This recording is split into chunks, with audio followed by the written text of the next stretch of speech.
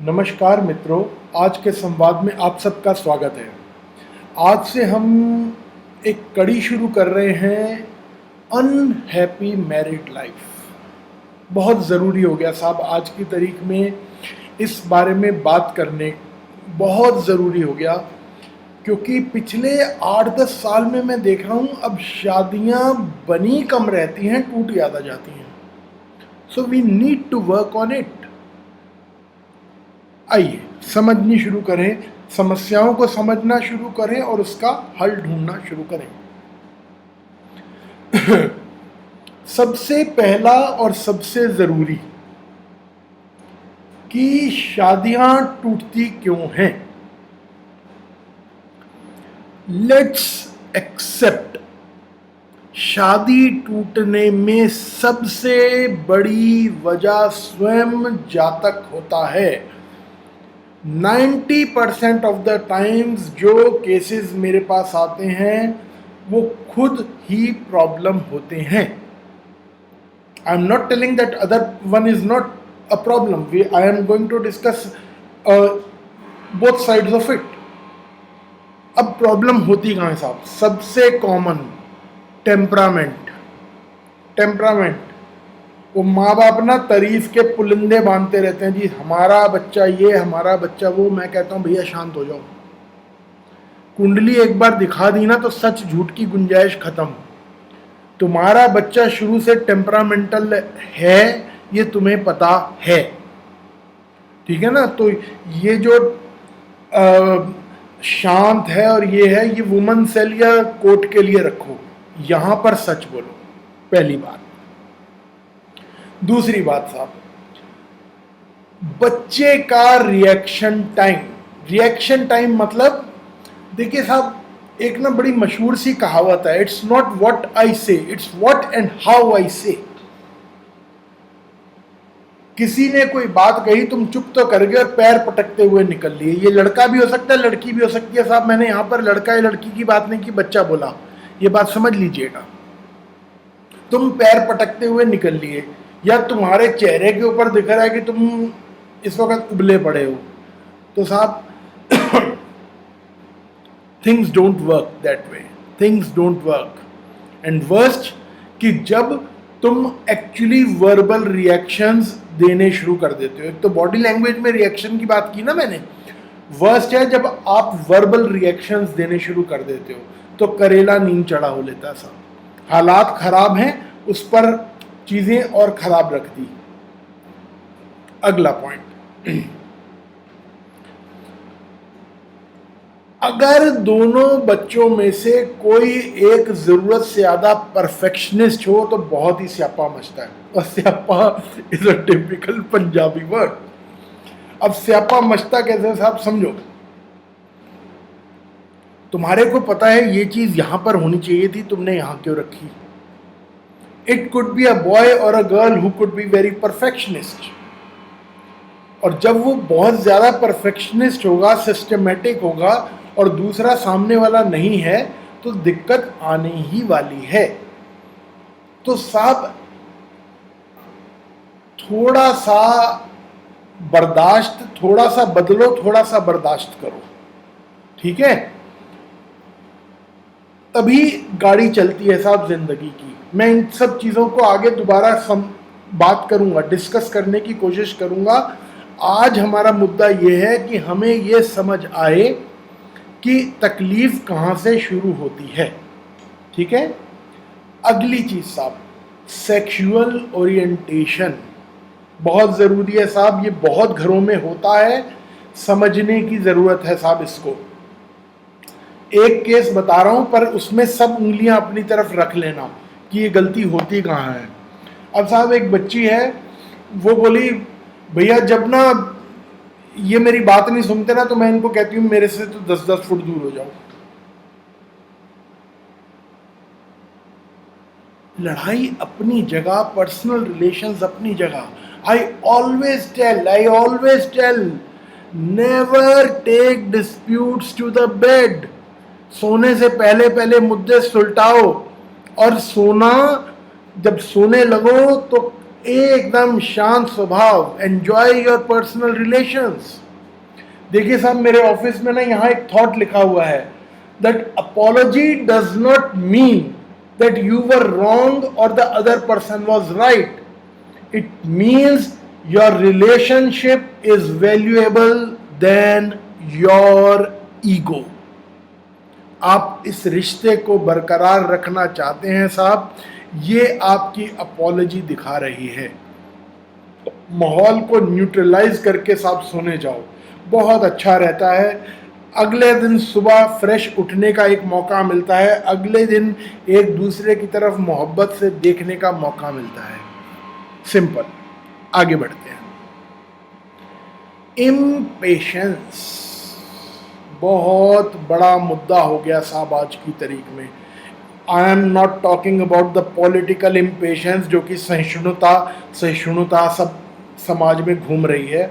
I am talking about personal patience missing है साहब। वो पर्सनल भी हो सकती है, वो पेरेंट्स के पार्ट पर भी हो सकती है। इस केस को देखिएगा साहब, मैं ये बात पहले भी किसी वीडियो के अंदर ये बात बता चुका हूं। लड़की की शादी हुई,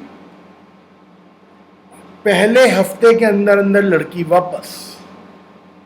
चलो साहब आ गई, ऑल्दो जो प्रॉब्लम उसने बताई वो इतनी बड़ी प्रॉब्लम नहीं थी कि उसको एड्रेस नहीं किया जा सकता था, पर नहीं, लड़की आई, पेरेंट्स भी उतने ही बेवकूफ़, डिवोर्स भी हो गया साहब। चलो हो गया, काम निबट गया। रीमैरिज, और फिर महीने के अंदर अंदर वापस। अब लड़की का वर्जन सुनो तो लड़का गलत है, कभी लड़के का वर्जन सुनूंगा तो लड़की की कमियां पता चलेंगी। पर यहाँ पर मेरे को दोनों को बिठा के मैं कोई सुलहनामा करवाने नहीं बैठा हूं साहब। यहाँ मैं दोनों को डायरेक्ट एड्रेस कर रहा हूं, कि साहब आपस में थोड़ी पेशेंस बरतनी होती है। एकदम ये नहीं कि कुछ भी हुआ बैग पैक किया और चल दिए मायके, या लड़के ने कह दिया निकल ले मेरे घर से। This is not the life, this is not the life. जितनों को मेरी बात बुरी लग रही है साहब, सबके सब सुनो और बुरा मानो। मानोगे तो रात भर नींद नहीं आएगी, कल सुबह से तुम्हारे घर बस जाएंगे। सिंपल। ठीक है जी, आगे बात करते हैं। अब पर्सनल रीजंस में ही सिर्फ मैं साइड पलट रहा हूं साहब। साइड ऐसे पलट रहा हूं कि अभी तक वो बातें कर रहा था जो जातक की अपनी कमजोरियां हो सकती हैं, ये सब आपके स्पाउस की भी कमजोरियां हो सकती हैं। But let's talk about the other things. जब आपके स्पाउस का पर्सनल हाइजीन अच्छा नहीं है साहब, मैं एक केस को यकीन से जानता हूं, वहाँ डाइवोर्स की बहुत सारी वजहों में से एक वजह ये थी कि उसका, मेरे हस्बैंड का, यहाँ पर लड़का लड़की कोई भी हो सकता है, मेरे हस्बैंड का पर्सनल हाइजीन इतना गंदा है कि उसके साथ मुझे रहना एक तकलीफ़ लगती है। मुझे हर वक्त ये महसूस होता है कि ये तो बीमार होगा, मुझे भी बीमार करेगा। आप समझ रहे हैं? Personal hygiene can be a big turn off, so maintain your hygiene. किसी और के लिए नहीं तो साहब अपने लिए। अगली चीज, कभी कभी साहब स्पाउस एडिक्ट होते हैं, बॉय एंड गर्ल। अभी तो दोनों साइड ये होने लगा साहब, और दोनों साइड के केसेस हैं मेरे पास। इतनी ज्यादा एडिक्शन, नशा किसी भी तरह का हो सकता है, पर इतनी ज़्यादा कि रिवर्सल एक कंडीशन रहता नहीं और साथ जीना हो पाता नहीं। तो साहब कुछ नहीं कह सकता मैं, कभी कभी हालात कंट्रोल से सच में बाहर हो जाते हैं। अगला पॉइंट,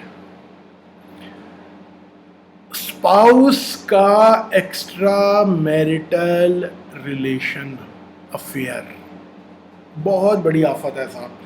हस्बैंड का हो या वाइफ का एक्स्ट्रा मैरिटल रिलेशन हो, एक बार वो शक घर कर जाए तो कुछ संभालना आसान है, पर वो शक जब यकीन में बदल जाए तो संभालना बिल्कुल मुश्किल हो जाता है, बिल्कुल मुश्किल हो जाता है साहब। ये जो शादी का अरेंजमेंट हमारे धर्म में, हमारे समाज में बनाना, वो सब इसीलिए बना कि हमारा जो सेक्सुअल बिहेवियर है ना वो स्ट्रीमलाइन हो थोड़ा सा। तो जिसको अकल है वो तो ऑलरेडी ट्रैक पे है, जिसको अकल नहीं है उसको साहब मैं पता नहीं कितना समझा पाऊंगा, पर अगर एक भी अकलमंद को ये मेरी बात समझ आ जाएगी, probably it will save his और हर मैरिड लाइफ। तो साहब ये संवाद अभी जारी रहने वाला है। यहाँ से तो अभी मैंने केवल चर्चा को शुरू किया है, ठीक है। अभी इसमें बहुत सारी मुझे बात करनी है, पर आशा करता हूँ कि आज की बात से आप लोग कुछ रचनात्मक, सृजनात्मक ढूंढ पाए, निकाल पाए, जो कि आपके जीवन में बदलाव लाएगा, आपकी मैरिड लाइफ को स्टेबल करने में मदद करेगा। संवाद जारी रहेगा साहब, प्रेम भाव बना के रखिएगा। नमस्कार, धन्यवाद। नमस्कार मित्रों, आज के संवाद में आप सबका स्वागत है।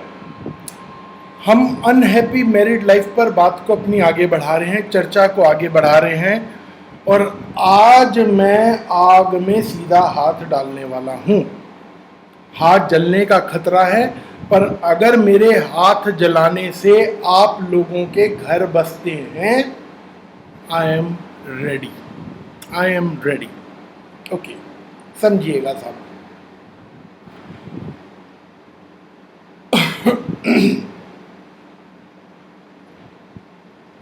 कभी कभी कोई कोई कुंडली इतनी टिपिकल होती है साहब, और मैं वहां पर क्या बोलता हूं, वो लड़के की भी कुंडली हो सकती है, लड़की की भी हो सकती है, कि दो माओं से बचकर रहना, दो माओं से बचकर रहना, इधर वाली मम्मी और उधर वाली मम्मी। अब ये इधर और उधर वाली मम्मी का मतलब हो गया तुम्हारी सास और तुम्हारे स्पाउस की सास, मेरी माँ और मेरी सास, एज सिंपल एज दैट। अब सब समझिएगा कि ऐसा क्यों मैं बोलता हूं।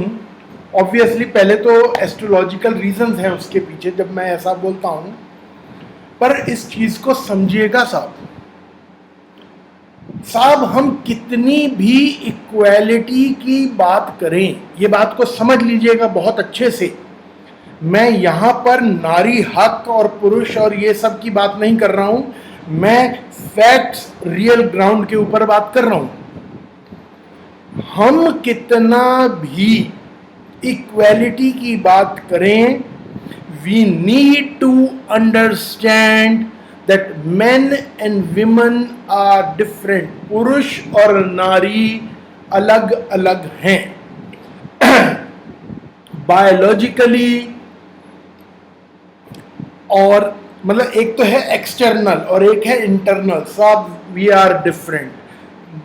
एक पुरुष और एक स्त्री अलग अलग हैं।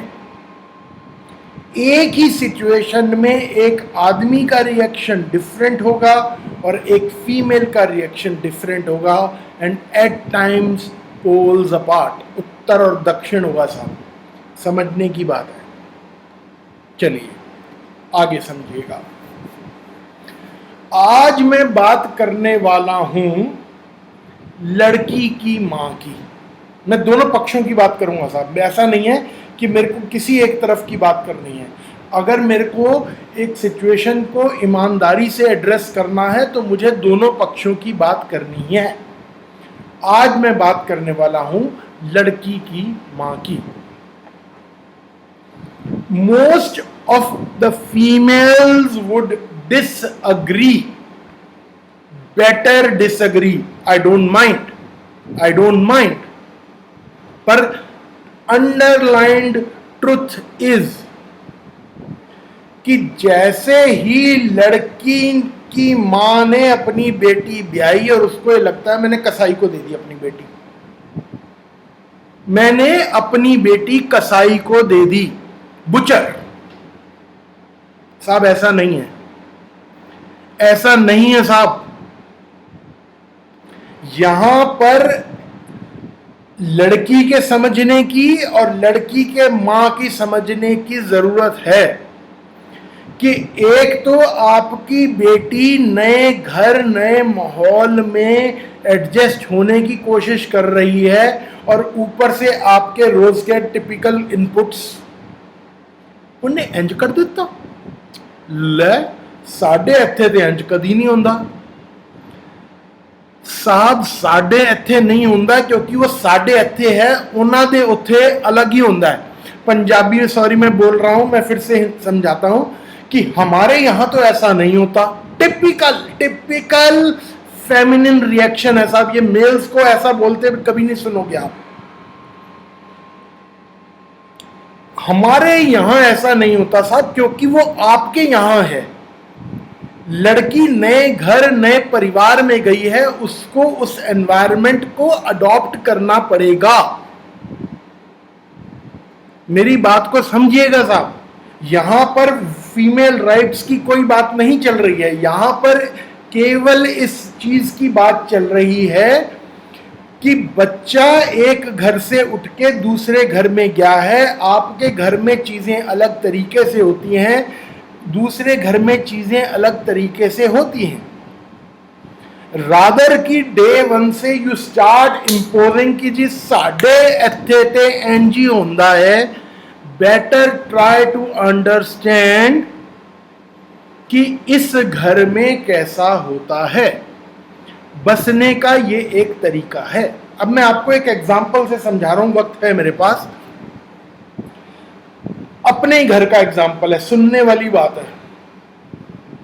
हमारी सिस्टर साहब ब्याही, मेरी बड़ी दीदी ब्याही, तो परोंठा बहुत बढ़िया बनाती थी, भारी भारी सा परोंठा, मुझे बड़ा अच्छा लगता था खाने में। तो शादी के साल एक बाद कभी रहने आई तो मैं कहा दीदी अपने हाथ का परोंठा खिला दो।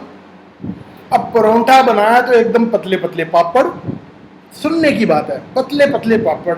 मैं कहा क्या दीदी आपको तो परोंठा बनाना भी भूल गया है, भारी भारी परोंठा होता है। मेरे को मेरी सिस्टर ने जो एक जवाब दिया साहब, वो सबके समझने सीखने का है। कहता है तुझे खाने की अक्ल नहीं है, परोंठा ऐसा ही होता है। मेरे ससुराल में सब ऐसा ही खाते हैं, मेरे ससुराल में सब ऐसे ही खाते हैं। साहब यहां पर मेरे को अपनी बहन की तारीफ नहीं करनी है या मुझे अपनी तारीफ नहीं करनी है। मुझे सिर्फ इतना समझाना है कि मेरी बिटिया, जो तू उठ के नए घर गई है, उस घर के रंग में रंग जाएगी तो तू जल्दी एडजस्ट हो जाएगी, जल्दी तेरा घर बस जाएगा। बस अब यहां पर एक दो काम की बातें और, वक्त है मेरे पास, मैं समझाऊंगा। साहब ये जितने लड़के सुन रहे हो ना, मेरे वीडियो को अच्छे से सुन लो। Never ever tell the girl, ये जो तेरी मां तेरे कान भरती है ना, तेरा दिमाग चलाती है, तू जरा सीधी हो जा। भाई साहब आग में हाथ मत डालना। ज्योतिषी ने रिस्क ले लिया वीडियो बना के इतना कहने का, आप यह गलती मत करना। Dare not do that any of the boys. Basically मेरी बिटिया, जो भी मेरा बच्चा सुन रहे हो, it's your responsibility to tell your mothers to stop giving the inputs. It's your responsibility. मेरी बात को समझना साहब। एक बिटिया है, गुड़गांव में रहती है, बस उससे ज्यादा नहीं बोल सकता, सीक्रेट्स आउट होते हैं। गुड़गांव में रहती है साहब। हर दूसरे दिन माँ का फोन आ जाना, वैसे दूसरे दिन इज रॉन्ग, ज्यादातर केसेस में तो दिन में 3-3 बार भी आते हैं कि आज मेड आई है कि नहीं आई, आज सब्जी में क्या बना है, आज शाम को क्या बना रही है, सब पता होता है माओ को। तो साहब फोन आना और उसने अपने इनपुट्स देने शुरू कर देने। The girl was so intelligent, I respect that girl from heart. She told her mother on day one itself कि मम्मा यही सब बातें करनी है तो बेटर आप मेरे को कॉल मत किया करो, मैं आपको फ़ोन करके अपना हालचाल बता दूंगी, पर ये सब इनपुट्स के लिए मेरे पास टाइम नहीं है, मेरे घर को खराब मत करो। एक बार आपने लाइन ड्रॉ की और वो जिंदगी भर के लिए लाइन ड्रॉ हो गई, and you are settled in your married life. Simple. अगला केस लो साहब, ये भी बिटिया है, अच्छे परिवार से है, दोनों तरफ अच्छे परिवार हैं। मजे की बात है कि मैं इसकी दोनों तरफ वाली मदर्स को मिला हुआ हूं। समहाउ लाइफ में कभी कोई ऐसी स्टेज आ जाती है कि ऑल बाय सडन मदर के इनपुट्स चेंज होने लग जाते हैं, कभी कभी हो जाता है, ठीक है, लेट्स बी वेरी ऑनेस्ट। अब साहब माँ ने रोज इसको फोन करना और अपनी दर्द भरी कहानी सुनानी शुरू करनी और इसको परेशान करना, एंड ऑब्वियसली वो कहीं ना कहीं इसके साइकी को इम्पैक्ट करता था। साइकी इम्पैक्ट होता तो घर के माहौल में इम्पैक्ट आना शुरू हो गया। समझ रहे हैं? She told me all bye her self, मैंने कभी इसको ये काउंसल नहीं किया। She told me all bye her self कि भैया मैंने ना अपनी मम्मी को कह दिया कि मम्मी अगर मेरे को दोनों घरों में से देखना ना तो मैं पहले अपना घर बचाऊंगी, तो मेरे को ये सब इनपुट्स या कहानी सुनाने के लिए तो फोन मत किया करो। अगर फोन करना ही है तो सिर्फ अपना हालचाल बताया, मेरा हालचाल सुना, बात खत्म, इससे ज्यादा मेरे को कोई इनपुट्स आपसे चाहिए नहीं। And the line was drawn, and obviously घर बसा हुआ है साहब, घर बसा हुआ है। तो साहब आशा करता हूं आज की चर्चा से कुछ रचनात्मक सृजनात्मक आप लोग निकाल पाएंगे, कुछ ऐसा जो आपके जीवन में सुंदर बदलाव लाएगा, आपकी मैरिड लाइफ को स्टेबल करेगा साहब। इसी विश्वास के साथ मैं आज की अपनी बात को विश्राम दे रहा हूं। संवाद जारी रहेगा, इसी विषय पर चर्चा जारी रहेगी, अभी बहुत सी बातें करनी है मेरे को, ठीक है साहब। नमस्कार, धन्यवाद। नमस्कार मित्रों, आज के संवाद में आप सबका स्वागत है। हम चर्चा कर रहे हैं अनहैप्पी मैरिड लाइफ के ऊपर, और पिछली बार हमने दो माओं की कहानी, दो माओं से बच के रहना, वहां से हमने बात बढ़ाई थी आगे। आज उसी बात को आगे बढ़ा रहा हूं। पिछली बार हमने बात की थी लड़की की मदर की, आज मैं बात करने वाला हूं लड़के की मां की। समझिएगा साहब, बहुत जरूरी है ये भी। अब साहब एक चीज को समझिएगा,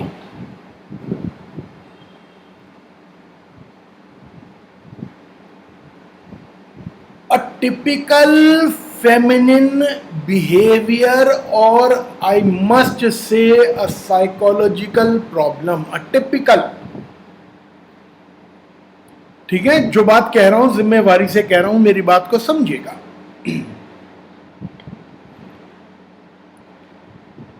बेटे की जब शादी होती है ना साहब, ज्यादातर अगर आप रीत रिवाज देखोगे ना, ज्यादातर रीत रिवाज, मैं हमेशा कहता हूं, पंजाबी हूं साहब, मैं तो हमेशा कहता हूं कि जब खर्चे करने होते हैं तो नान का आगे, जब लेना होता है तो दाद का आगे। Probably you will be able to relate to that. तो साहब अब ज्यादातर जो शगुन होते हैं करने वाले, वो माँ के करने के होते हैं या कोई कोई मामा के करने के होते हैं शादी ब्याह में। तो साहब माँ पूरे शौक से एक एक एक एक शगुन करती है, बहुत शौक से साहब, बहुत शौक से। पर साहब जैसे ही डोली आती है, जैसे ही मतलब जिस पल डोली आती है और लड़की ने घर में पैर रखा, बस वहीं से female, not if not all, most, वहीं से एक फीमेल की टिपिकल साइकोलॉजिकल प्रॉब्लम शुरू हो जाती है कि मेरा बेटा मेरे से छिन गया। ये जो आई है ना, इसने मेरा बेटा मेरे से छीन लिया। समझिएगा साहब, पंजाबी में कहावत है, नोट खुलाया ते गया, मुंडा व्याया ते गया। कि नोट आपने बंदा नोट है 100 का, आपने उसकी चेंज करवाई तो वो खर्च हो जाएगा। उसी तरह लड़के को आपने ब्याया तो वो खर्च हो गया, वो लड़की का हो गया, वो तुम्हारा नहीं रहा। अब साहब यहां पर समझना ये चाहिए कि आपने अगर अपना बेटा ब्याह दिया है तो मौका दीजिए अपने बेटे को और आपकी आई बहू को आपस में बसने का, एक दूसरे को समझने का। ये जो हनीमून पे हफ्ते के लिए जाते हो या किसी होटल के अंदर एक रात ठहर के और फिर घूम जाते हो ना साहब, उसमें कोई समझने का टाइम नहीं मिलता। इतने भरे पड़े होते हो, अपनी भड़ास ही नहीं पूरी हो रही होती तुम्हारी, तो समझने का कोई टाइम नहीं मिलता साहब। समझने के लिए एक दूसरे को रोजमर्रा की जिंदगी में देखना, समझना, अच्छाइयाँ बुराइयाँ पहचाननी पड़ती हैं साहब। इट टेक्स टाइम, अंडरस्टैंड दोनों तरफ, लड़का भी लड़की भी, समझो इस बात को। साल तो ऐसे ही गुजर जाता है एक दूसरे को समझने में, साल तक कोई ना कोई नई आदत, नई बात पता चलती रहती है साहब। तो साहब टिपिकली होना ये चाहिए कि लड़के की मां एक मौका दे दोनों को कि ठीक है, अपने कंफर्ट जोन में रहो मेरा बच्चा, अपने तरीके से कुछ दिन जियो, आराम से जियो, एक दूसरे को समझो ताकि घर का माहौल अच्छा बने। पर insecurity becomes a big problem. अब साहब यहां पर एक और टिपिकल फेमिनिन बिहेवियर मैंने लिखा नहीं पर याद आ गया, और अच्छा हुआ कि याद आ गया। मैं ते ऐस घर दियां, सास कहती है मैं ते ऐस घर दियां, तू बाहरों आई है। कैसे भाई? अगर तेरी बहू बाहर से आई है तो तू भी बाहर से आई है, और अगर तेरी बहू, अगर तू इस घर की है तो तेरी बहू भी इसी घर की है। साहब या तो दोनों के दोनों बाहर के हो या दोनों के दोनों इस घर के हो।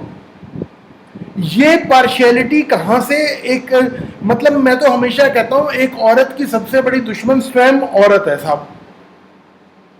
मैं ते एसकार दिया, तू बाहरों आई है। No ways, no ways. या दोनों बाहर के हो साहब या दोनों इसी घर के हो, सिंपल। तो साहब यहां पर बड़े अच्छे से मेरी बात को समझिएगा। It's a typical feminine behaviour, typical feminine psychological problem कि जैसे ही लड़का ब्याह के आया और एक औरत के अंदर एक इनसिक्योरिटी शुरू हो गई कि ये मेरा बेटा मेरे से छीन के ले गई। नो मैटर कि मां बेटे में शुरू से खिंचातनी थी या नहीं थी, नो मैटर व्हाट, वो अपनी जगह एक इक्वेशन है, पर ये एक नई इक्वेशन और शुरू हो जाती है साहब। बेटर जो लोग मेरी बात को सुन रहे हो साहब, जो अपनी बीवियों के अंदर ये कॉम्प्लिकेशन देख रहे हो, better consult a psychiatrist. Psychiatrist, मैंने डॉक्टर नहीं बोला साहब, साइकाइट्रिस्ट बोला। और नींदर वाली दवा देंदा है, वो देंदा है, I don't need to understand all those things.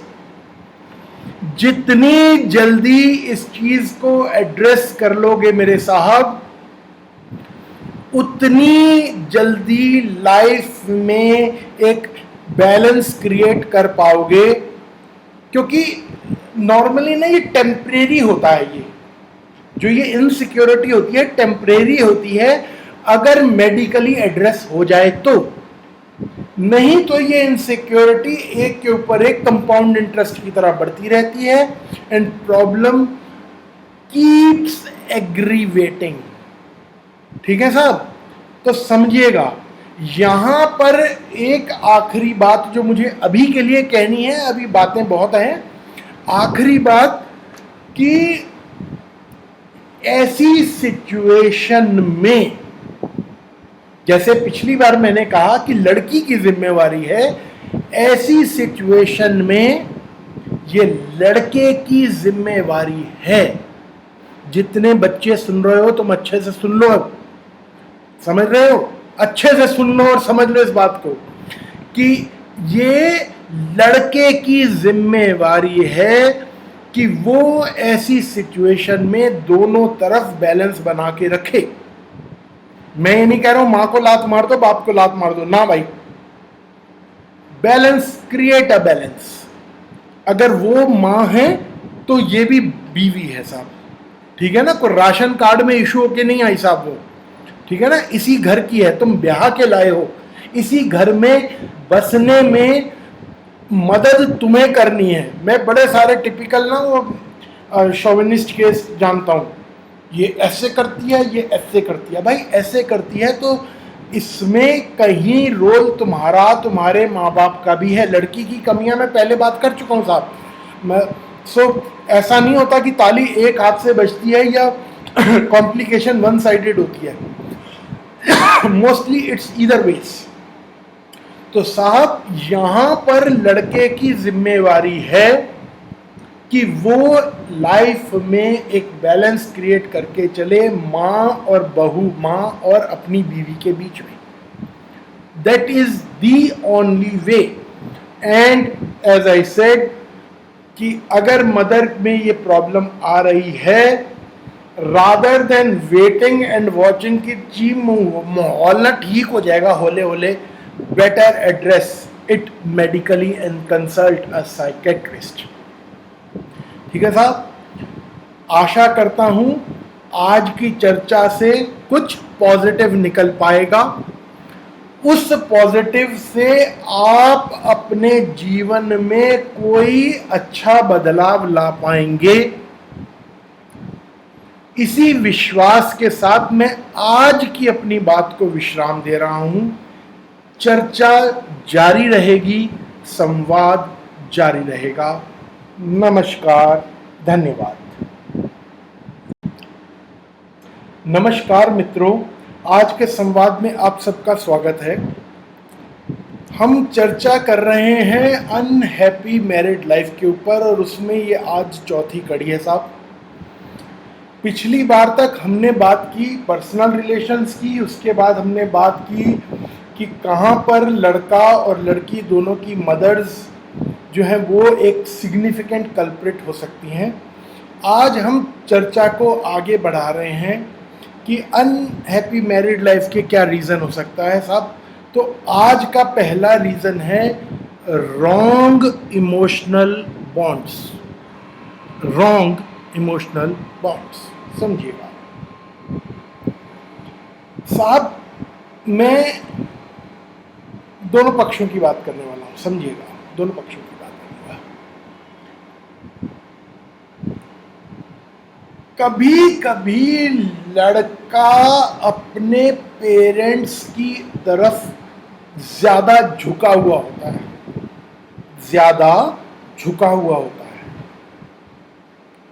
अब झुका क्यों होता है, उसके दो प्राइमरी रीजन जो मेरी नॉलेज में है। पहला कि सच में इमोशनली बहुत अटैच्ड है, और दूसरा सेंस ऑफ रिस्पॉन्सिबिलिटी कि साहब मेरे माँ बाप मेरी जिम्मेवारी हैं। साहब दोनों बातें सही हैं, दोनों बातें सही हैं, पर यहाँ समझने की ज़रूरत है लड़कों के लिए that you need to find a right balance. You need to find a balance between what is right and what is wrong. सही और गलत के बीच का फर्क को पहचानो और उसमें एक समन्वय स्थापित कीजिए साहब। एक एग्जांपल से समझिएगा साहब। अब साहब ये बच्चा है मेरे पास, ये आया अपनी मदर के साथ आया कि सर हमारी ना शादी चल नहीं सकती, कि ये लड़की तो बहुत ज़्यादा झूठ बोलती है और ऑल दोज थिंग्स, और मैंने कुंडली देखी लड़की की भी कुंडली देखी। मैं कहा देख भाई, बात करूंगा बाकी की तब जब तू इस लड़की को साथ ले आएगा। उसने कहा अच्छा जी आप वेट करो। चला गया, अपनी वाइफ को भी लेकर आ गया। अब साथ 3 लोग बैठ गए, लड़का, उसकी मदर और खुद ये लड़की। अब साहब मैं कहा अब समझाओ मेरे को कहानी क्या है। सर ये ना मेरे से झूठ बोलती है बहुत ज़्यादा। मैं कहा अच्छा भाई क्या झूठ बोलती है भाई। ऐसे ऐसे फलां सिचुएशन पे ना इसने ऐसे बोला था। अच्छा जी। मैंने लड़की से पूछा, मैं कहा तूने क्या बोला था जी। मैंने ये बोला था। तो मैंने कहा लड़के तेरे को ये बात कैसे पता चली जी। मेरे को मेरी मम्मी ने बताई। मैं कहा हाँ जी, लड़की ये कह रही है या उसको झूठा करो या उसको झूठा करो। And it took me only 2 minutes, 2 minutes to prove and to tell the boy कि भाई तेरी माँ इनसिक्योरिटी में, जो मैं पिछली बार बात कर बैठा हूं, इनसिक्योरिटी में तुम दोनों के बीच में दरार डालने लगी हुई है ताकि अपना सिक्का, साहब मेरी बात का बुरा मानना, ताकि अपना सिक्का, अपना शासन चलाती रहे। लड़के को सही और गलत समझ आ गया। अब सही और गलत समझ आ गया तो फिर ये केस क्यों डिस्कस कर रहा हूं। सिचुएशन इतनी बिगड़ चुकी थी कि मैंने कहा देख भाई इस सिचुएशन में ना हल अब एक ही बचा है कि तू अपनी रसोई कर ले अलग, चाहे एक ही फ्लोर में ऊपर नीचे रह लो, तू अपनी जिंदगी अपने तरीके से जी, तेरे माँ बाप को तेरे तरीके से जीने दे, क्योंकि अब ये तो सुधरने की स्टेज से आगे निकल चुकी है। डॉक्टर के पास तो कोई ले जाना नहीं चाहता ना, नींद आती है, नींदर आंधी है, ठीक है ना, तो डॉक्टर के पास कोई ले जाना नहीं चाहता। तो मैं कहा भाई फिर हल यही है कि अपने अपने तरीके से जिंदगी जियो। मैं अपनी माँ को नहीं छोड़ सकता। Wrong emotional bonds, sense of responsibility और सेंस ऑफ लव, मैं तो अपनी माँ को नहीं छोड़ सकता। तो मैंने कहा भाई फिर बहुत जल्दी ये मौका आ जाएगा कि तुझे माँ और बीवी में से एक को चुनना पड़ जाएगा। तो बोला जी मेरे को तो क्लियर है अपनी माँ चुननी है। एज एक्सपेक्टेड नॉट प्रिडिक्टेड, क्योंकि मैंने समझाने की साहब बड़ी कोशिश की। As expected the boy is divorced and obviously शादी तो दोबारा हो नहीं सकती, क्योंकि माँ की कहानियाँ जग जाहिर हैं। जिसने भी मोहल्ले में इंक्वायरी करेगा समझ आ जाएगी कि माँ क्या चीज़ है। आगे बढ़ते हैं साहब, टाइम भाग रहा है, कुछ छोटी छोटी सी बातें और कर। अब साहब अगली जरूरी बात, अभी मैंने लड़के के पक्ष को कहा है, अब लड़कियों तुम्हारी बारी शुरू।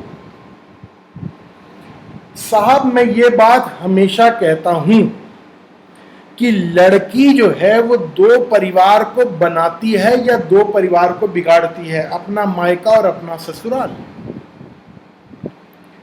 द गर्ल, अगली बात भी सुनना साहब, इतने में फूल मत जाना, कुप्पा मत हो जाना फूल के, मेरी बात अगली भी सुनना। जो लड़की जरूरत से ज्यादा अपने मायके से अटैच्ड रहेगी, जो लड़की शादी के बाद जरूरत से ज्यादा अपने मायके के अफेयर्स में नॉलेज रखेगी, इंटरफेयर करेगी, उसके दोनों घर खराब हो जाएंगे साहब, मायका भी और ससुराल भी। टेक माय वर्ड्स, उसके दोनों घर खराब हो जाएंगे। अब साहब यहाँ पर ना लड़कियों तुम्हारा हक है बोलने का, हम जी 20 साल अपने मायके में रहे तो बॉन्ड तो होता है साहब, पर ये भी समझो कि एक घर को पीछे छोड़ के तुम दूसरे घर में बसने आई हो, पहले ढंग से बस तो लो इस घर में। एक बार बस जाओगी तो दोनों घरों को देखना आसान हो जाएगा। ये घर में तो अभी बसी नहीं, पिछले घर को तुम बस छूटा नहीं और समस्याएं शुरू। इससे ज़्यादा मुझे कहना नहीं। जो अक्लमंद है वो इसमें बात के इशारे से भी बातों को बहुत समझ सकता है कि जो लड़की अपने मायके के चीज़ों में, इवेंट्स में ज़रूरत से ज़्यादा नज़र रखेगी, इंटरफेयर करेगी, वो दोनों घर खराब करेगी, अपना मायका भी और अपना ससुराल भी। बस अगली पॉइंट, ओकेजनली, अगला पॉइंट है, occasionally late marriage is also a big culprit.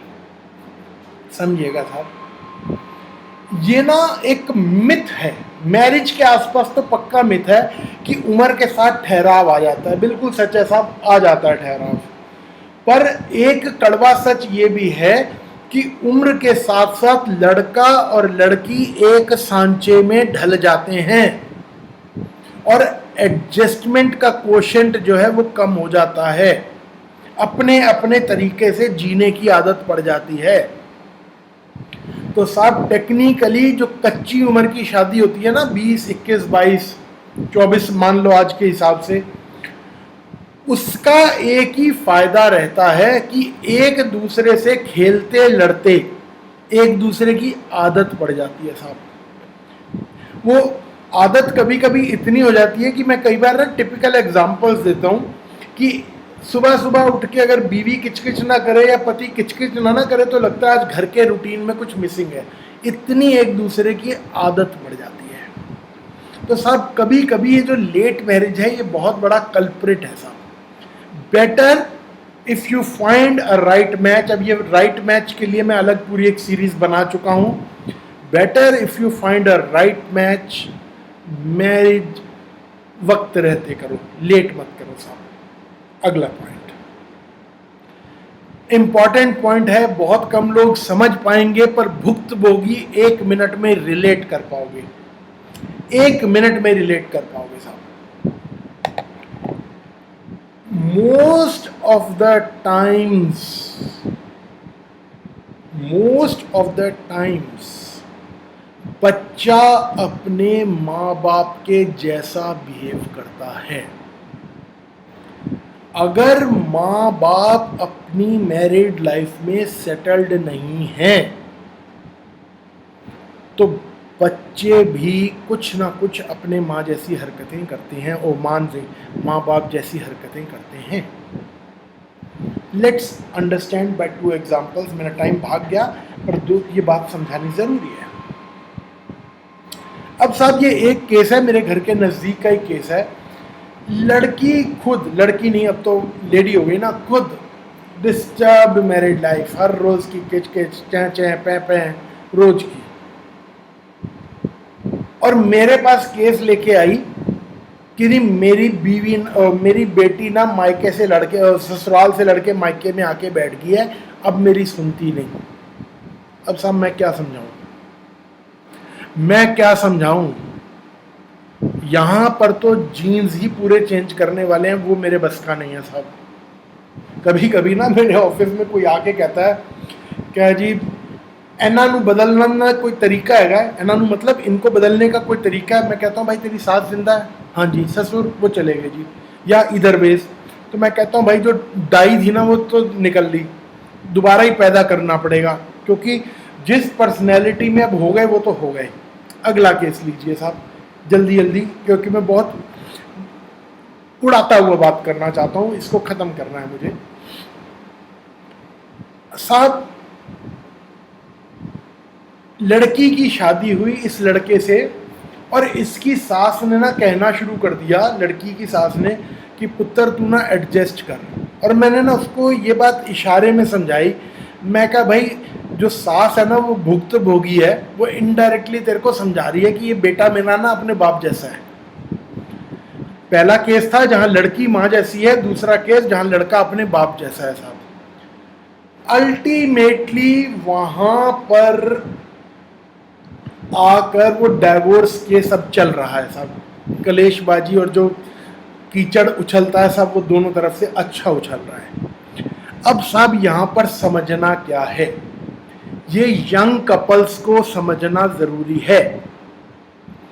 देखिए साहब ये एनिमल लवर्स को मेरे वर्ड्स शायद गलत लग जाएं, पर मेरी बात गलत नहीं लगेगी, इसलिए समझिएगा कि हम कुत्ते का एक बच्चा भी जब खरीदने या लेने जाते हैं ना साहब, तो हम प्राइमरली ये देखते हैं कि जो इसके पेरेंट्स हैं वो कैसे हैं।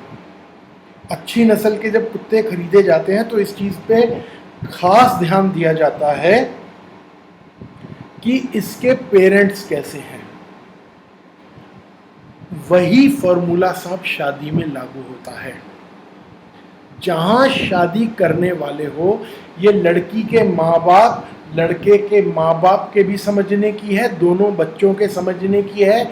जहां लव मैरिजेस होती हैं वहां समझने की है कि जहां आप शादी करने वाले हो उस घर परिवार के बारे में समझो, जानो। सूनर और letter the boy, the girl will behave like his or her parents। आज की बात को विश्राम दे रहा हूं, चर्चा जारी रहेगी। बहुत सारी मुझे अभी बातें और करनी है। अगली कड़ी में जल्द मिलेंगे, संवाद जारी रहेगा। नमस्कार, धन्यवाद। नमस्कार दोस्तों, आज के संवाद में आप सबका स्वागत है। हम बात कर रहे हैं अनहैप्पी मैरिड लाइफ के ऊपर, ठीक है साहब। इससे पहले मैं आज की कड़ी शुरू करूं, फॉर एनीबडी एंड एवरीबडी, अगली कड़ी जरूर देखना साहब, don't miss it for any wrong reasons, ठीक है साहब। काम की है सबके लिए, घर बसा हुआ है नहीं बसा हुआ मेरे को उससे फर्क नहीं है, सबके काम की है। चलिए आज की कड़ी को शुरू कर रहे हैं।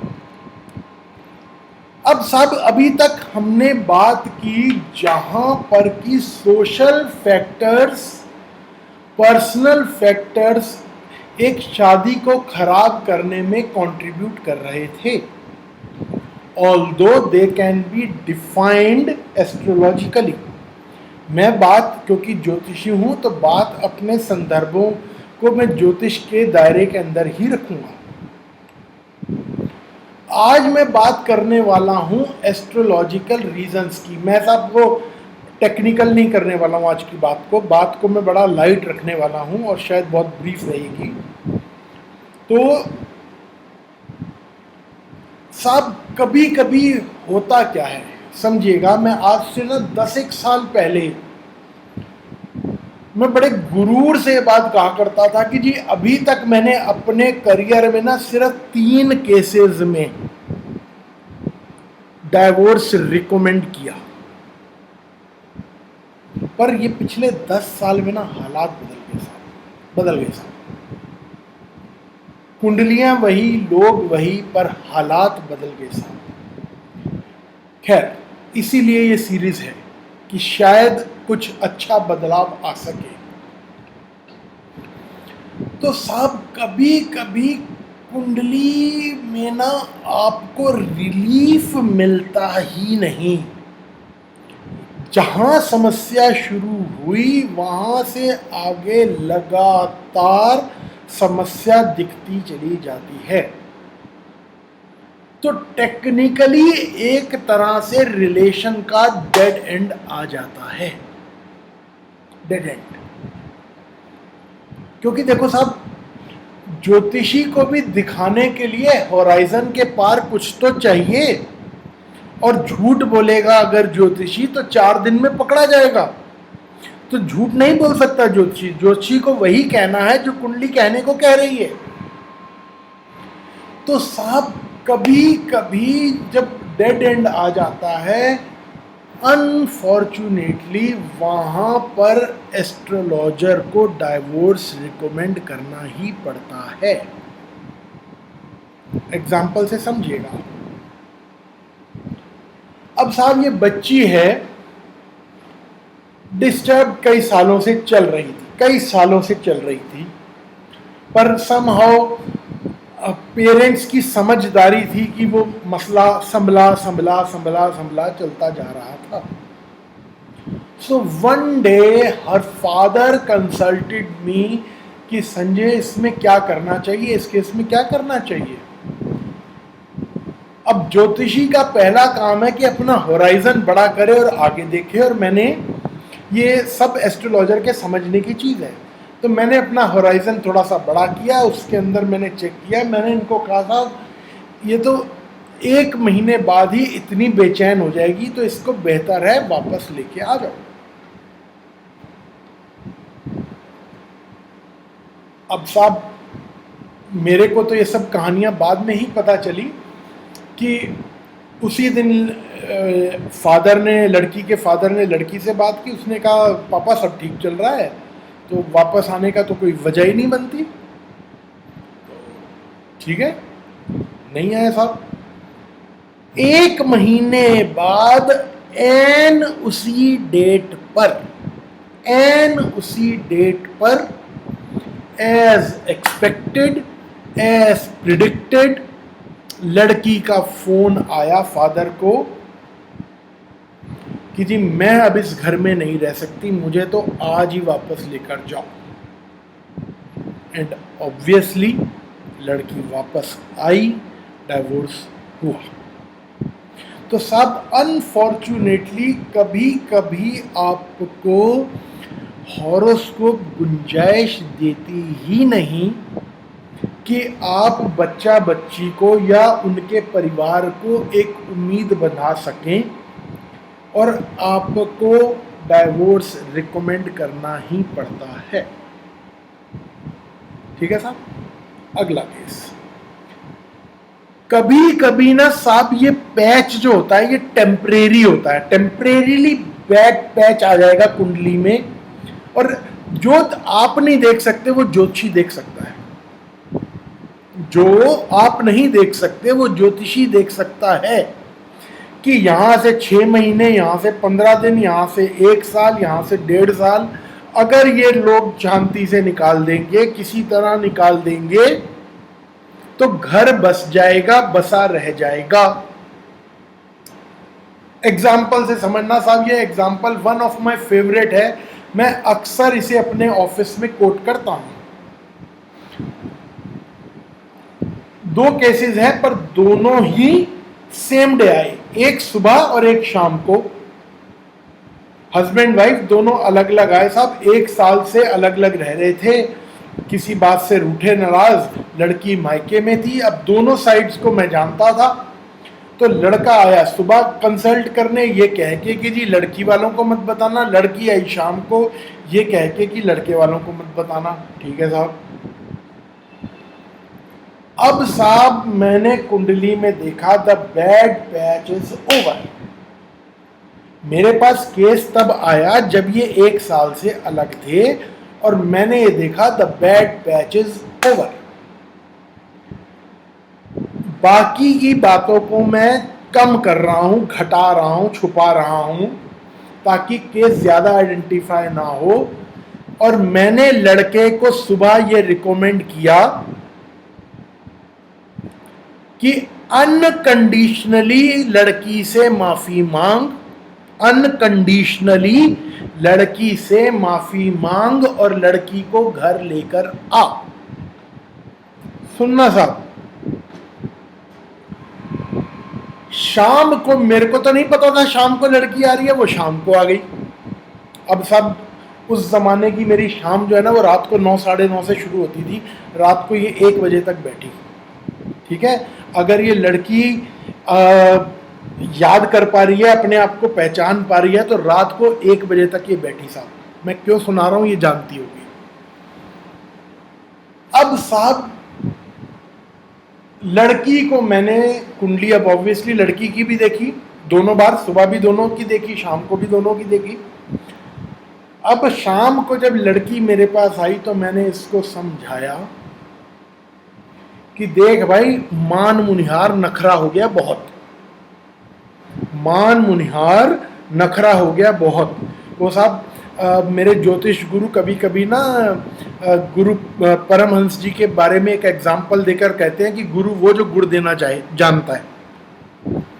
तो मैंने इस लड़की को कहा भैया ये नखरेबाजी हो गई बहुत, अगर लड़का तुझे मनाने आए तो चुपचाप चली जाइयो अनकंडीशनली, उससे उस वक्त सवाल जवाब मत करियो, बहस मत करियो कि तुम ये तुम वो, मगर ये अगर वो, कुछ मत करियो। उसको मैंने कहा अनकंडीशनली माफी मांग लियो, इसको मैंने कहा अनकंडीशनली चली जाइयो। क्यों? बैड पैच ओवर दिख रहा था, पर मन की कड़वाहटों को घटाना जरूरी होता है ताकि आगे जिंदगी और घर बस सके। तो साहब एज द स्टोरी गोज ये लोग रीयूनाइट हो गए। रीयूनाइट होने के बाद इनकी बिटिया हुई, घर परिवार अच्छा चल रहा है, सुंदर चल रहा है। तो साहब मैं हमेशा कहता हूं कभी कभी जो चीज आपको नहीं दिखती वो ज्योतिषी को दिख जाती है। थोड़ा थोड़ा सा भरोसा करो, ठीक है। आशा करता हूं आज की चर्चा से आप लोग कुछ पॉजिटिव निकाल पाए होंगे, अपने जीवन में आज की जानकारी से कुछ रचनात्मक सृजनात्मक बदलाव ला पाएंगे। इसी विश्वास के साथ मैं अपनी आज की बात को विश्राम दे रहा हूं। इसी विषय पर चर्चा जारी रहेगी, अगला कड़ी जरूर देखिएगा, संवाद जारी रहेगा। नमस्कार, धन्यवाद। नमस्कार मित्रों, आप सबका संवाद में स्वागत है। हम बात कर रहे हैं अनहैप्पी मैरिड लाइफ की, पर आज हम बात करने वाले हैं सॉल्यूशन के साथ। तो साहब पहले एक आवश्यक जानकारी कि जो इन्फॉर्मेशन मैं आज शेयर करने वाला हूँ ये मेरी नहीं है साहब। एक बड़ा मशहूर पोस्टर है rules of happy married life, मैंने वहाँ से एज इट इज़ कॉपी की है साहब, पर मैं इसको अपने तरीके से समझाने वाला हूँ। और एक इंटरेस्टिंग चीज़ और कि मेरी बीवी मेरे को बड़ा अच्छे से टीज करती है। जिस दिन हम पहली बार मैं और मेरी वाइफ लड़े उस दिन मैं पोस्टर ला कर अपने रूम में लगा दिया। तो कहती है क्या ये ना उस दिन आया था जिस दिन तुम और मैं पहली बार लड़े थे। इम्पॉर्टेंट साहब ये नहीं है, इम्पॉर्टेंट ये नहीं है कि ये पोस्टर किस दिन आया था। इम्पॉर्टेंट ये है कि जो पोस्टर पर जानकारी लिखी थी वो हमारी जिंदगी में कब उतर गई, कब हमें समझ आ गई। घर बसाना ना साहब बहुत आसान है, जिसको अक्ल आ जाए। कोशिश करते हैं, शुरू करते हैं साहब। Rules of a happy married life. Rule number 1, never both be angry at the same time. आसान है साहब, एक दूसरे पे चिल्लाना नहीं है, वो भी एक साथ नहीं। Never both be angry. अगर एक चिल्ला रहा है, देखो साहब मेरी बात को समझना, कोई ना कोई घर परिवार में ऐसी बात हो ही जाती है कि किसी को बुरा लग ही जाता है, और कोई एक उस समय इतना बेवकूफ़ हो सकता है या उस समय इस हालात में हो सकता है कि अपने आप को वेंट दे रहा हो। कम से कम दूसरा अक्लमंद रहो कि चुप रहो। सिंपल, ठीक है साहब। इसी से जुड़ा अगला point, if one of you must win an argument let it be your partner. अगर बहस करनी ही है और बहस में किसी को जीतना ही है तो भगवान का वास्ता है साहब, अपने स्पाउस को जीतने दो। वो लड़का लड़की कोई भी है उसको जीत जाने दो, तुम चुप कर जाओ। वो एक ना, ये जितने बहस करके जिनकी शादियां खराब होती हैं उनकी सबसे बड़ी प्रॉब्लम ये है कि जहां बहस एक लो पॉइंट पे आती है वहां पर दूसरा एक सुंदर सा कमेंट मार देता है and the problem begins. For God sake don't do that. अपने पार्टनर को जीत जाने दो, कोई बात नहीं। इश्क में जो जीता सो हारा, जो हारा सो जीता, बस एक ही तरीका है, दूसरा कोई तरीका नहीं है। अगला पॉइंट बहुत इंपॉर्टेंट, ये बेसिकली एक फेमिनिन बिहेवियर है पर बहुत सारे आदमियों में भी ये आदत है साहब, तो ये सबसे कह रहा हूं, never bring up mistakes of the past. ये बार बार ये जो पुरानी पुरानी कहानियां गाते रहते हो ना, तब तूने ये, तब तूने ये, कुछ नहीं है, सिर्फ अपना घर खराब कर रहे हो साहब। आज ये बस मेरे ऑफिस में देखो साहब, ये लिखा है, 2 थॉट्स हैं, दोनों सुना रहा हूं।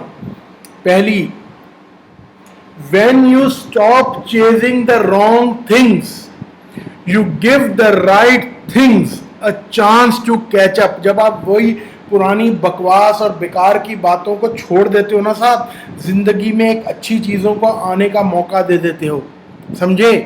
अगला, if you keep telling the same sad small story, you will keep living the same sad small life। उन्हीं पुरानी बातों पे किच किच किच किच करते रहोगे। तूने तब ये किया था, तूने तब मेरी मम्मी को ये कहा था, आपने तब मेरी मम्मी को ये कहा था, आपने तब मेरे पापा को ये कहा था। भगवान का वास्ता है, इन सब चीज़ों से आगे बढ़ो, आगे बढ़ो, तभी जिंदगी आगे बढ़ेगी साहब, खराब होने से बचेगी। समझ आई साहब।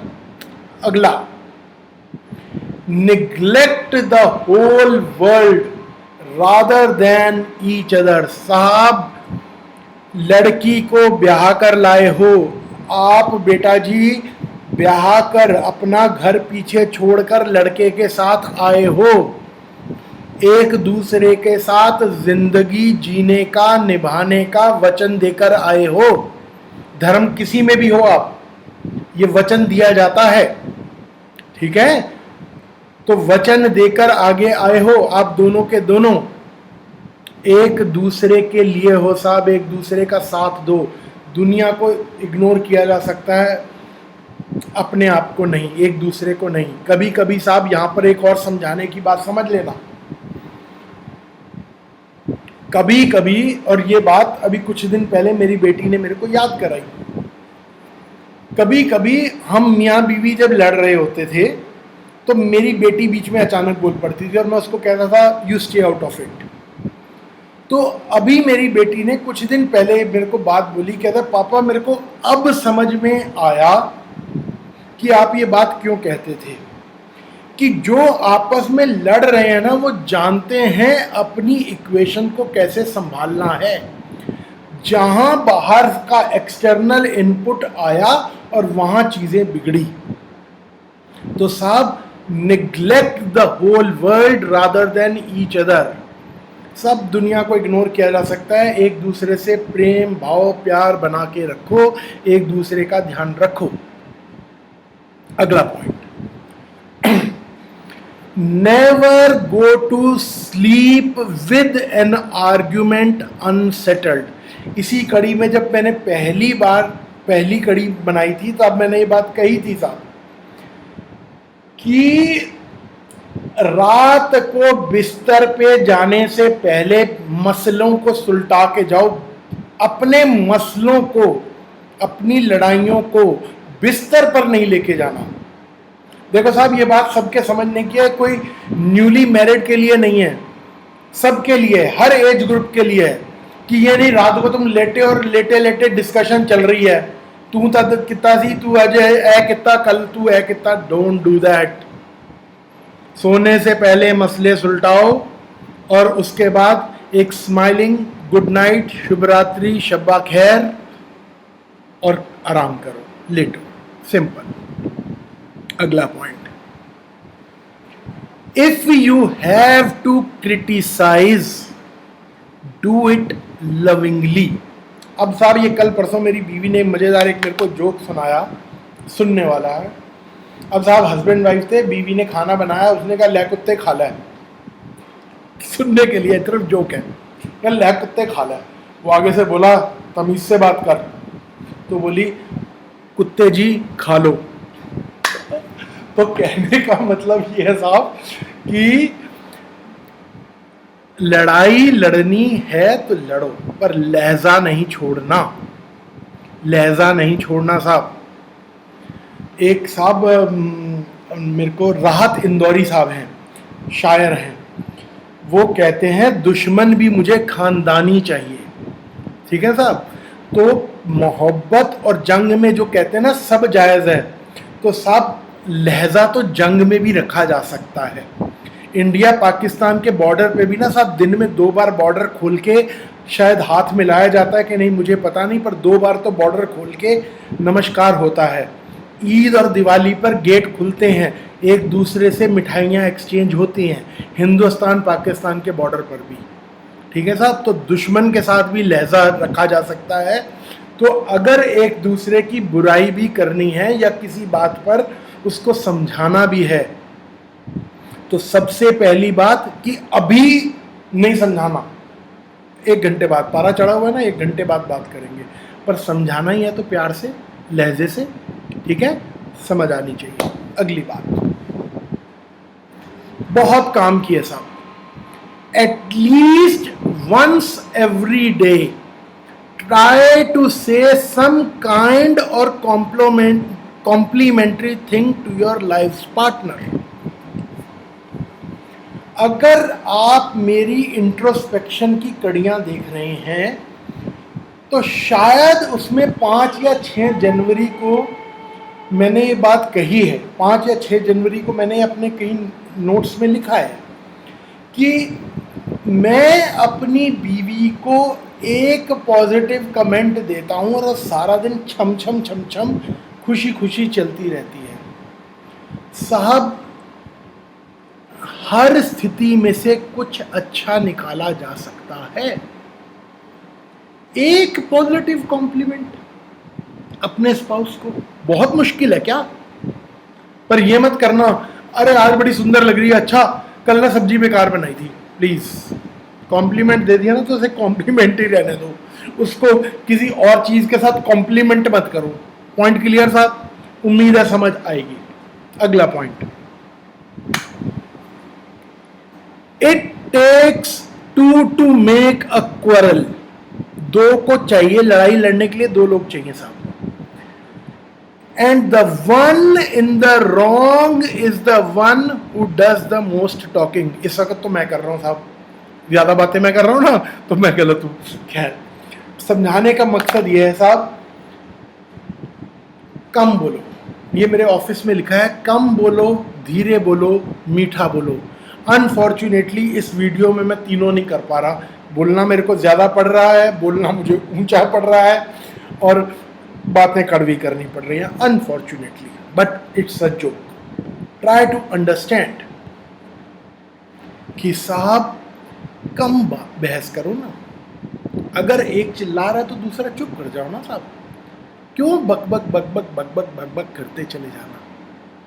पॉइंट समझ आ रहा है? थोड़ा थोड़ा कुंचुम कुंचुम। आगे बात करते हैं। When you have done something wrong, be ready to admit it and ask for forgiveness। अगर आपसे कोई गलती हो गई है तो साहब स्वीकार करो और माफी मांगो। देखिए साहब, मेरे ऑफिस में एक तो वो चीज मैंने अपॉलॉजी वाली फर्स्ट उसमें समझाई थी कि माफी मांगने से कोई बड़ा छोटा नहीं होता, सिर्फ ये है कि आप उस रिश्ते को बचाना चाहते हैं, चलाना चाहते हैं। दूसरी थॉट देखिए साहब, मेरे ऑफिस में यही लिखी है कि जब हाथ के नाखून बढ़ते हैं साहब, आप नाखून काटते हो या उंगलियां काटते हो? इसी तरह साहब रिश्तों में ना ईगो को काटना होता है, रिश्ते नहीं काटने होते साहब। ठीक है, गलती हो गई ना साहब, कोई ईगो नहीं है साहब, माफी मांग लो, कोई बात नहीं। अगला आपको क्या सोच रहा है, क्या समझेगा, ये ज्यादा दिमाग लगाने की जरूरत नहीं है। माफी मांगो, माहौल को ठीक करो। अगला, never yell at each other unless the house is on fire. मैं यहां पर एक चीज और कहना चाहता हूं, even if the house is on fire don't yell at each other. दिमाग ठंडा रखोगे तो समस्या का हल निकलेगा। साहब मेरे बच्चों जो देख रहे हो, सुनो, समझो, एक दूसरे पर चिल्लाने से कोई हल नहीं निकलता। समस्या देखो साहब, लड़ाई कितनी भी बड़ी हो, मेरी बात को समझना, ये बात मैं अक्सर समझाता हूं कि तुम्हारा अगर केस वुमेन सेल में चला जाएगा तो वो दोनों बिठा के दोनों को समझाने की कोशिश करेंगे। अल्टीमेटली अगर कोर्ट में केस चला जाएगा तो वहां पर भी आर्बिट्रेशन होती है। आर्बिट्रेशन का मतलब दोनों पार्टीज को आमने सामने बिठाओ और कोशिश करो कि क्या सुलहनामा से फैसला हो सकता है। कहने का मतलब ये, जब भी किसी झगड़े का, लड़ाई का फैसला होता है, कितना भी मारपीट कर लो, चिल्ला लो, तेरी माँ की बहन की कुछ भी अब्यूज कर लो, ultimately you have to sit across table and sort it out. So don't bark at each other, एक दूसरे पे भौंकना चिल्लाना नहीं करना, प्यार से मोहब्बत से बात करो, हल निकल आएगा। अगली बात, last talk of the day, make time for one another, एक दूसरे के लिए वक्त निकालो। साहब कभी कभी पर्सनल टाइम बहुत इंपॉर्टेंट होता है कि जब सबको छोड़ के ना 10 मिनट मियाँ बीवी टहलने चले गए, घूमने चले गए, रेस्टोरेंट में जाके खाना खाए, दाएं बाएं की, हर बार मम्मी पापा, साला साली, मेरा भाई तेरा भाई, मेरा बहन तेरी बहन इम्पोर्टेंट नहीं है। कभी कभी एक दूसरे के लिए वक्त निकालना बहुत ज़रूरी है। It builds a relation, try to understand, it builds a relation. तो साहब ये मेरी पूरी जो मैरिड लाइफ के ऊपर कड़ी रही, आशा है इसमें से आप लोग कुछ काम की बातें निकाल पाओगे। जो बच्चे मेरी बातों को सुन रहे हैं, उम्मीद है समझ भी रहे हैं, और समझ रहे हैं तो अपना घर परिवार, शादी, रिश्ता बचा पाएंगे, संभाल पाएंगे। पूरी अपनी इस बात को सिर्फ एक छोटी सी थॉट के साथ विश्राम दे रहा हूं, और पहले ही कह रहा हूं संवाद जारी रहेगा। आज की कड़ी को विश्राम है, संवाद जारी रहेगा। तो thought of the day, do what is right, वो करो जो सही है, नॉट व्हाट इज इजी। जो सही है साहब वो करो, आसान के चक्कर में मत पड़ो। आशा है आप लोग बात को समझ पाएंगे, जीवन में कुछ अच्छा सुंदर बदलाव ला पाएंगे। इसी विचार के साथ नमस्कार, धन्यवाद।